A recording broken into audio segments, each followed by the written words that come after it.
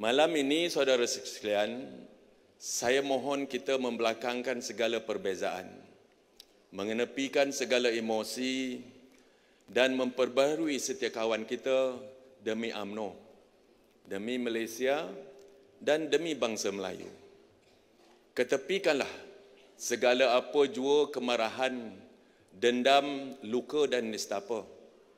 Akhirnya, di mana ada manfaatnya? Semua kemarahan, kebencian dan perbezaan tersebut untuk bangsa dan parti kita. Jangan musnahkan UMNO dengan amarah dan dendam kesumat kita hanya kerana cita-cita peribadi kita terkandas. Segala sindir menyindir di media umum wajar diberhentikan. Perbuatan ini tidak ubah seperti menepuk air di dulang terpecik ke muka kita sendiri. Ada kritikan meskipun ianya bernas, salurkanlah melalui medium dalaman. Masalah parti kita selesaikan dengan cara parti. Masakan kita ingin terus menelanjangkan UMNO setelah begitu dahsyat hukuman terhadap UMNO dalam 2 PRU yang lepas. Saudara sekalian, telah tiba masanya kita bergerak seiring ke depan untuk membangunkan semula parti ini. Apatah lagi dikala ia sedang pulih daripada kecederaan yang sangat parah sebelum ini.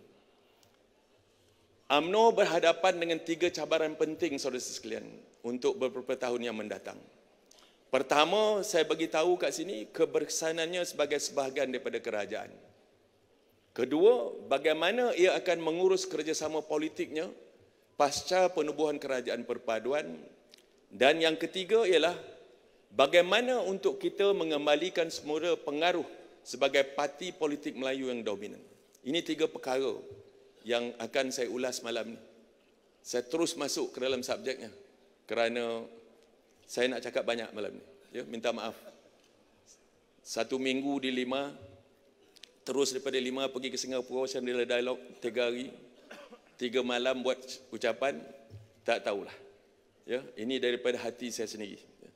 Izinkan saya mengulas yang pertama dulu. Mengapa UMNO harus menjayakan kerajaan perpaduan yang kita anggotai sekarang dan menjayakannya dengan berkesan? Saya merasakan kejelasan dalam perkara ini sangat penting.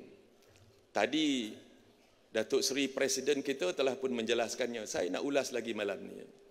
Kerana ada anasir-anasir dalaman dan luaran parti yang tugas mereka semata-mata untuk mengelirukan ahli parti. Saya bertanggungjawab untuk menjelaskannya dengan tegas. Saudara-saudari sekalian, pada PRU ke-15 yang lepas, UMNO telah tewas untuk kali keduanya semenjak kita menyambut kemerdekaan. Saya ulang lagi lah, tewas secara berturut-turut untuk kedua kali. Setelah kita menang 13 pilihan raya umum tanpa kalah. UMNO hanya memenangi kerusi sebanyak 26 kerusi parlimen daripada 222 kerusi. Ataupun 11.7% dari jumlah keseluruhan kerusi parlimen. Saya ulangi lagi, 11.7% sahaja. Jumlah undi popular Barisan Nasional hanya 3.6 juta ataupun 23% daripada jumlah undi keseluruhan dalam negara kita. Tak sampai pun 1/4 dari jumlah undi keseluruhan. Sedangkan BN bertanding di 178 kerusi parlimen. Perikatan Nasional mendapat 4.7 juta ataupun 30% undi popular. Pakatan Harapan pula mendapat 5.93 juta undi ataupun 38% daripada jumlah keseluruhan. UMNO hanya mendapat 19 kerusi di Semenanjung dan 7 kerusi di Sabah. Sedangkan UMNO adalah parti terbesar di Malaysia. Daripada 5.8 juta pengundi baru dalam pilihan raya ke-15 baru-baru ini, kita nampaknya gagal langsung mendapat kepercayaan daripada mereka. Tiada peningkatan undi yang ketara antara jumlah undi BN dalam PRU 14 dan PRU ke-15. Jumlah undi BN dalam kedua-dua PRU hanya dalam lingkungan 3.5 juta sahaja. Ini bermakna, apa maknanya? Ini bermakna kita telah mencapai tahap plateau atau tiada perubahan dan anjakan yang substantif. BN tidak menang satu kerusi pun di Perlis, di Terengganu, di Kelantan, di Pulau Pinang, Selangor, Kedah dan Melaka. Saya ulangi lagi, tidak satu kerusi pun kita menang di negeri-negeri tersebut. Di wilayah Persekutuan, nasib baik ada Datuk Johari Ghani. Kita menang satu kerusi saja di sana. Tak tahu apalah ilmu dipakai Datuk Jo. Ya? Menang dia. Despite all odds Datuk Jo. Tahniah saya ucapkan kepada Datuk Ghani. Ya? Menang di sana. Di Labuan dan Putrajaya, kerusi yang selalunya kita sangat selamat, kepada BN pun kita tewas. Kita juga tidak boleh membentuk kerajaan di Pahang, Datuk Wan, dan di Perak tanpa kerjasama parti lain. Apa makna semua angka-angka ini? Maknanya, saudara sekalian, kita harus menerima dan hidup dengan kenyataan bahawa kita telah tewas dengan dahsyat. Kerana itulah kita tidak boleh mendabik dada, bercakap dan berhujah dalam penafian lagi. Berlagak seolah-olah UMNO ini keramat dan tersangat kukuh. Sedangkan kita ditolak oleh rakyat Malaysia dengan kekalahan yang sangat mengesankan kita. Maka bersandarkan realiti dan kedudukan ini bahawa kita telah tewas, maka kepimpinan UMNO telah melakukan ijtihad politik untuk bersama PS membentuk kerajaan perpaduan.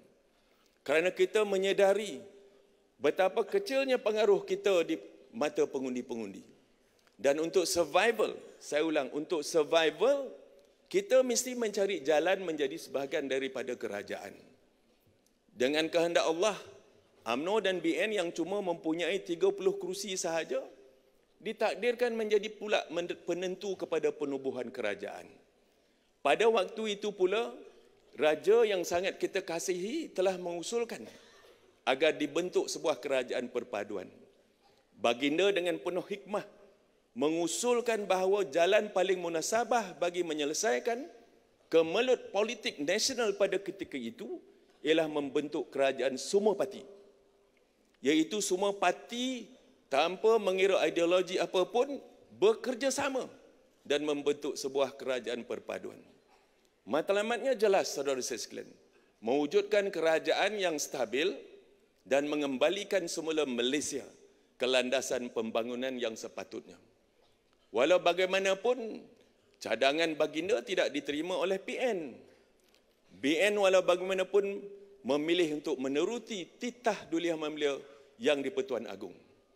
Di sebalik kekalahan kita, UMNO mempunyai kesempatan yang unik untuk memainkan peranan kritikal dalam penyelesaian kecelaruan politik pasca PRU ke-15 baru-baru ini.